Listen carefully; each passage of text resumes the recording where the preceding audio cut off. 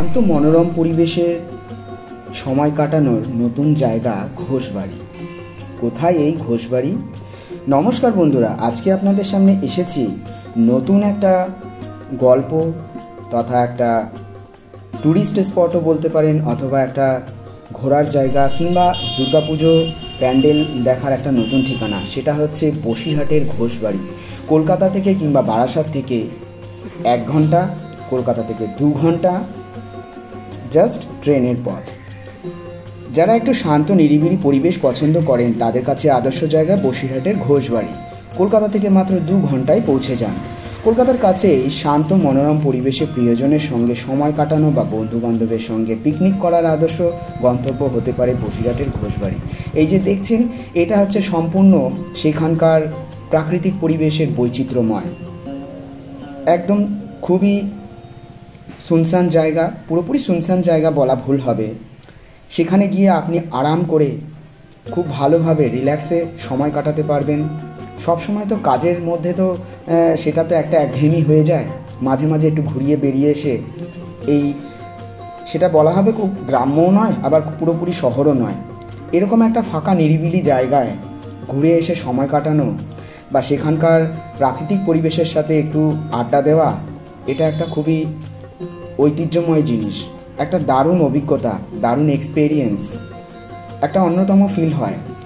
উত্তর 24 পরগনার পর্যটন কেন্দ্র টাকি ও বসিরহাটের এই 2 শহরের মাঝে জায়গা করে নিয়েছে অবস্থিত এই ঘোষবাড়ি পার্ক।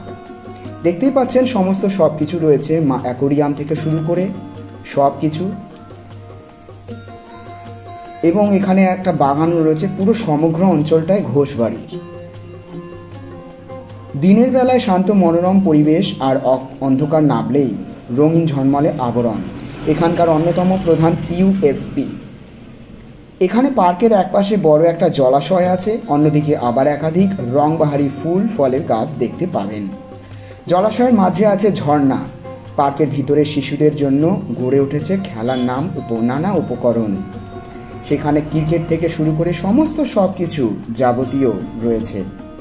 সন্ধে হলেই এলাকার সাধারণ মানুষ ভিড় করে ঘুরতে আসেন এই ঘোষবাড়ির পার্কে। পাশাপাশি টাকি ভ্রমণে আসা পর্যটকরাও সময় করে এখানে ঘুরতে আসেন। প্রতিদিন সন্ধে এই পার্ক চত্বরটি মেলায় আকার ধারণ করে। স্থানীয় খাবারের দোকানেরা আজকাল এই পার্কের মধ্যে নিজেদের পসরা যান সাজিয়ে ফেলেছেন। মনোরম পরিবেশে ঘুরতে ঘুরতে মানুষ দেদার খাওয়া দাওয়া করে। যারা একটু নিরিবিলি পরিবেশ পছন্দ করেন তাদের কাছে বসিরহাটের এই ঘোষবাড়ি যে ঘোষবাড়ির আদর্শ পার্ক, এটা একটা আদর্শ জায়গা।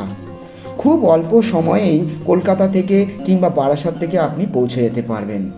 ট্রেনে শিয়ালদা থেকে হাসনাবাদ লোকাল ধরে 2 ঘন্টার মধ্যেই পৌঁছে যাবেন।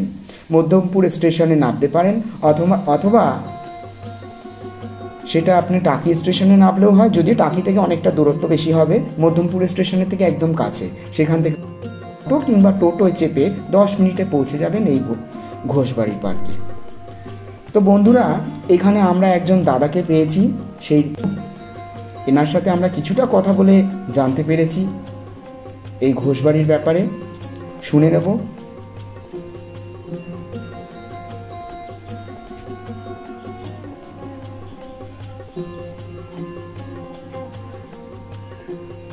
এটা তাও কত বছরের পুরনো? বলো 3-4 পুরুষ 5 পুরুষ হচ্ছে। ও, 4-5 পুরুষ। মানে আপনারও ঠাকুরদা, আপনার ঠাকুরদা মানে আপনার বাবার বাবা? বাবার ঠাকুরদা। আপনার এজ কত হচ্ছে? তাও বয়স কত হচ্ছে এখন? আমার 80 হই। 80। আর তার মানে হচ্ছে তার 2 পুরুষের আগে। বাবা, তাও বয়স কত হচ্ছে এই পুরো এরিয়াটা? হ্যাঁ, এই বাড়ির বলতে 400-500 বছরের উপরে হয়েছে। আর এই যে পুজোটা হয় এই ঘোষবাড়ির, এই পুজোটা কি আপনাদেরই? এই যে দুর্গাপুজোর যেটা প্যান্ডেল হচ্ছে, এটা লালটু করে। ও, লালটুটা কি? আগে ভিতরে হইতো, ঘোষবাড়ি হইতো। ও আচ্ছা, জমিদার বাড়ি আগে হইতো।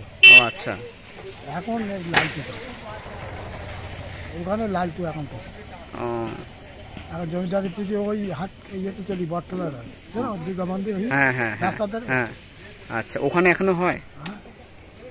আচ্ছা, উঠি ওখানে চলি। আপনার এটা তো তাহলে একটা বনেদি পরিবার বলা যায়, বনেদি মানে অনেক বড় পরিবার। তাও কত এই পুজোর সময় কি সবাই আসে বাইরে থেকে নাকি আপনাদের? কেউ কলকাতা থাকে, কেউ সল্টলেকে থাকে, কেউ পুজোর দিন আসে, কেউ আমেরিকানে থাকে। আচ্ছা পুজোর দিন আসে, হ্যাঁ। পুজোর দিন আসেন? সবাই আসে না। আচ্ছা, যারা কলকাতা আধিপত্য আসে তারাই আসে, ও। আমি না আসে। আপনি কি এখন বর্তমানে সিনিয়র নাকি না আপনার? লন্ডনে এখন আমাদের বাড়ির মধ্যে এখন সিনিয়র সিনিয়র, আচ্ছা আসাম মরিহাজি। আচ্ছা, মানে বরিষ্ঠ আপনি এখন? আমাদের বড় ভাইটাই সম্মতি। আচ্ছা এর আগে কি হয়ে বলতে হবে না, আমার ঠিক আছে, এইটুকুই আপডেট অনেক।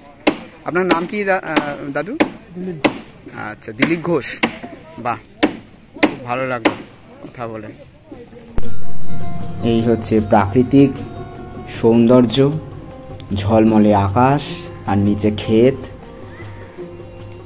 বিরাট বড় খোলামেলা আকাশ, খোলামেলা জায়গা এবং ছোট ছোট কুড়ে ঘরের মতন রয়েছে। এই হলো পুরাতন ঘোষবাড়ি।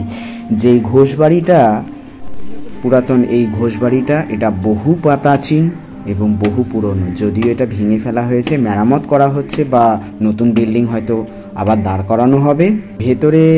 আমরা ভেতরে দেখছি, যদি পুরোটা মনে হচ্ছে এরকম নেই, অর্ধেকের বেশি অংশই প্রায় 75% ভাঙা হয়ে গেছে। আগের সেই পুরনো প্রাচীন বাড়িটা নেই, এই কিছুটা রয়েছে, ম্যাক্সিমামটাই ভেঙে ফেলেছে। এই হলো বসিরহাটের পুরাতন প্রাচীন ঘোষবাড়ি, যেটা বহু প্রাচীন ধরে হয়ে আসছে, ব্রিটিশ আমলের আগের থেকেও।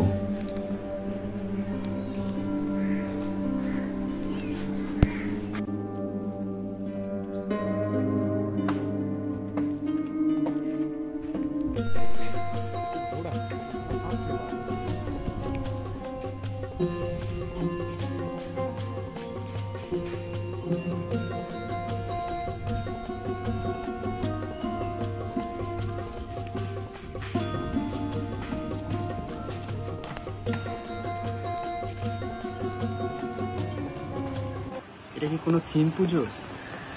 থিম বলতে আমরা অ্যাকচুয়ালি আমরা যে প্যান্ডেল করি প্রত্যেকবার আমাদের হয় কোনো জমিদারি বা রাজবাড়ি অথবা মন্দিরের আদলে তৈরি করা হয়। এবার আমরা যেটা মেন প্যান্ডেল যেটা তৈরি করছি সেটা হচ্ছে অক্ষয়ধাম মন্দির।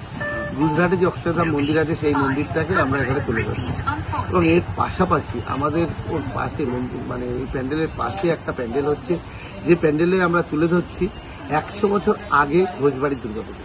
100 বছর আগের আর্থসামাজিক অবস্থায় কি পরিবেশে পুজোর পরিবেশ যে কি ছিল সেই জিনিসটা আমরা সুন্দর একটা জায়গায় একটা থিমের মাধ্যমে তুলে ধরছি। সেটাও সব দর্শকরাই দেখতে পাবে।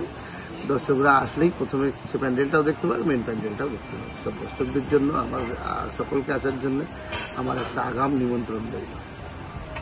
বাচ্চা কিন্তু কোনো কিছু এখানে শিখতে চাইছে তাদেরকে ফ্রি করা হয়। তাই শুধু 5 দিন আমরা মানুষের পাশে থাকি না, আমরা 365 দিনই মানুষের পাশে থাকার চেষ্টা করি। আসলে সমাজের কাছে বার্তা, মানুষ হিসেবে এই পৃথিবীতে আমি জন্মেছি, তো তার জন্য মানুষের জন্য কিছু করা। এটা তো বোঝা যাচ্ছে আপনাদের পরিবারটা একটা বনেদি পরিবার, এটা ঘোষবাড়ি। এখানে আরো যারা আপনাদের লোকজন বা আত্মীয় স্বজন যারা আছে তারা পুজোর দিন সবাই একত্র? পুজোর দিন মোটামুটি আমরা সবাই একত্রিত হই।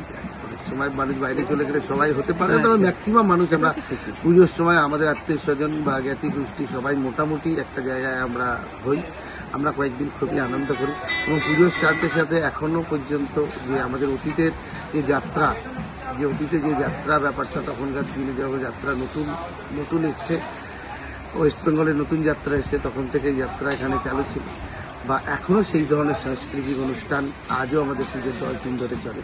এবং সব থেকে বড় কথা, পুজোর এখানে আকর্ষণ হিসেবে জীবন্ত মহালয়াকেও আমরা এখানে স্টেজে মানুষকে দেখাই, যে শুধু টিভি নয়, মানুষের জীবন্ত মহালয়া মানুষের কাছে আমরা বলছি। এটা কি কোন সময় হয়? এটা চতুর্থী কি না, মহালয়ার দিনই, মহালয়ার দিন সন্ধ্যাবেলা আমাদের এখানে জীবন্ত মহালয়া, মানে অনুষ্ঠানের মাধ্যমে? হ্যাঁ, অনুষ্ঠানের মাধ্যমে, নাটকের মতন। হ্যাঁ, নাটকের মতো করে এটা মানে একটা কালচার, একটা মানে আমরা শিল্প সবকিছু নিয়ে। ঠিক আছে, ভালো লাগলো কথা বলে। আজকে এই পর্যন্ত। দাদা আপনাদের সবাইকে বলে রাখি, আসবেন সকলে, দেখবেন, জানবেন খুব ভালো লাগবে এবং এখানকার পরিবেশ, এখানকার প্রাকৃতিক সৌন্দর্য এবং এখানকার যে জায়গা দেখলে মন ভরে যাবে। আজকে এতক্ষণ। সো গাইস, বন্ধুরা, এতক্ষণ দাদার সাথে কথা বলছিলাম। ইনি হচ্ছেন এই ঘোষবাড়িরই একজন সদস্য, লালটু ঘোষ। এনার সাথে দীর্ঘক্ষণ কথা বললাম। খুব অমায়িক লোক, বলে বোঝানো যাবে না, দারুণ লোক। খুব অনেকক্ষণ দীর্ঘক্ষণ কথা হয়েছে ওনার সাথে। এই সমগ্র পুরো ঘোষবাড়ি তথা এখানকার পরিবেশ, এখানকার মনোরম ঝলমলে ওয়েদার, খোলা আকাশের নিচে সমস্ত প্রাকৃতিক পরিবেশ এবং এখানকার পার্ক, সকলের ঘোষবাড়ি, সবার ঘোষবাড়ি। আসুন, দেখুন, শুনুন, বুঝুন এবং খুব ভালোভাবে অনুভব করুন এখানকার যে এই খোলামেলা জায়গাটা। এখানে অনেকে আছেন ট্যুরিস্ট, অর্থাৎ ঘুরতেও আসেন। ওই ছোট ছোট ঘরগুলো দেখতে পাচ্ছেন, সেখানে ঘর ভাড়া নিয়ে থাকেন। সকাল থেকে শুরু করে একদম রাত পর্যন্ত বা পরের দিন সকাল। খুবই মজাদার জায়গা, দারুণ লাগে। আপনারা এখানে এসে সময় কাটান, খুবই ভালো লাগবে। একবার অন্তত এসে ঘুরে দেখে যান, খুবই ভালো লাগবে। এবং এখানকার যে একটা বড় পুরনো প্রাচীন ঐতিহ্য পুরাতন ঘোষবাড়ি তথা এখানকার যে পুজো, দেখার মতন জায়গা। ভিডিওটি ভালো লেগে থাকলে অতি অবশ্যই শেয়ার এবং সাবস্ক্রাইব করে দেবেন। আপনি যদি নতুন সদস্য হন, অতি অবশ্যই সাবস্ক্রাইব করে দিয়ে অপরকে দেখার সুযোগ করে দেবেন। আজকে এই পর্যন্তই। ভালো থাকুন, সুস্থ থাকুন।